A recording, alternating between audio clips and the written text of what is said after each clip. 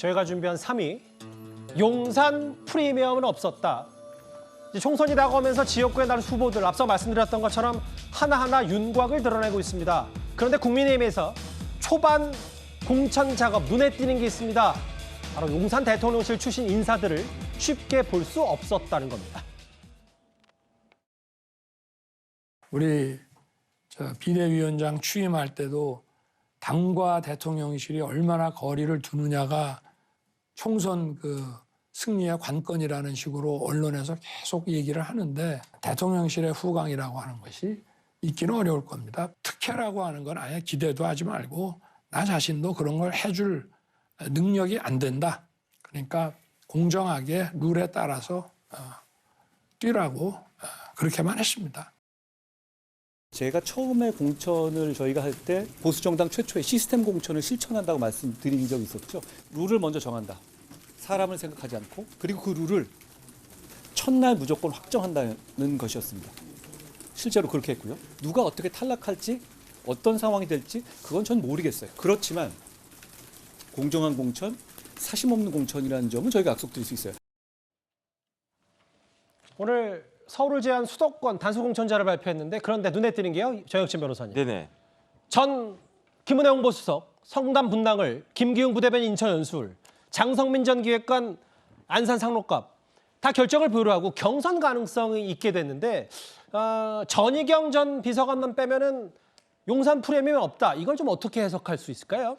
제 기억에는요, 모든 정권에서 단 한 정권도 예외가 없이 청와대에는 최고 엘리트들이 가지 않습니까? 그러니까 그중에서 정치에 관심 있는 사람들이 나와서 출마하고 이런 것들은 지극히 당연한 것인데, 그럼에도 불구하고 지금 정권이라고 뭐 다르겠습니까? 대통령이 최고로 똑똑하고 최고로 괜찮은 사람을 뽑아서 일을 갖다가 하고 또 그렇게 해야지 우리나라가 잘 되는 거 아니겠습니까? 그런데 그럼에도 불구하고 1차적으로 발표된 거를 보면은 용산 프리미엄이 전혀 없었다는 이야기잖아요. 이 이야기는 뭐냐면은 대통령과 한동훈 비대위원장은 스스로 한 말을 지키는 것이 아닌가, 저는 그런 생각이 들고요. 결국은 이번 총선에서의 국민의힘 여당의 공천은 당에서 주도하고 당에서 이끌어간다, 리드한다. 저는 그런 모습을 국민들한테 보여주는 첫 번째 케이스가 아닌가, 저는 그렇게 생각이 됩니다.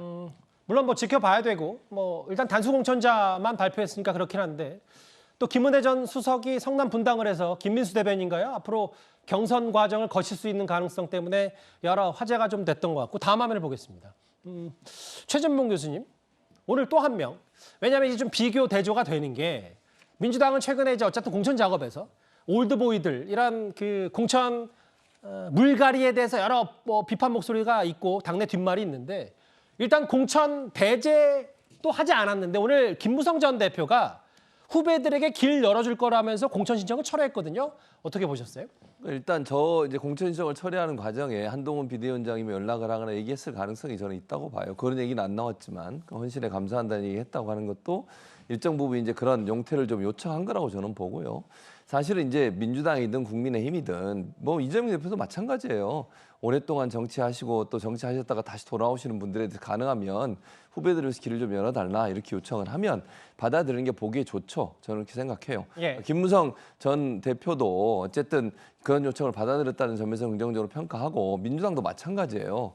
중진이나 이런 분들은 오랫동안 정치하셨던 분들에 대해서 이번 기회에 좀 새로운 사람들이 들어올 수 있도록 하기 위해서 길을 좀 열어달라. 대표가 요청하면 좀 맞닿지 않더라도 당을 위해서 그렇게 한다고 얘기하면 더 좋잖아요. 그런 점에서 본다고 하면 여야가 다 사실은 오래된 정치인들이 다시 나와서 소위 오비라고 하는 분들이 또 활동하는 부분에서 국민들은 이렇게 좋게 보지 않습니다.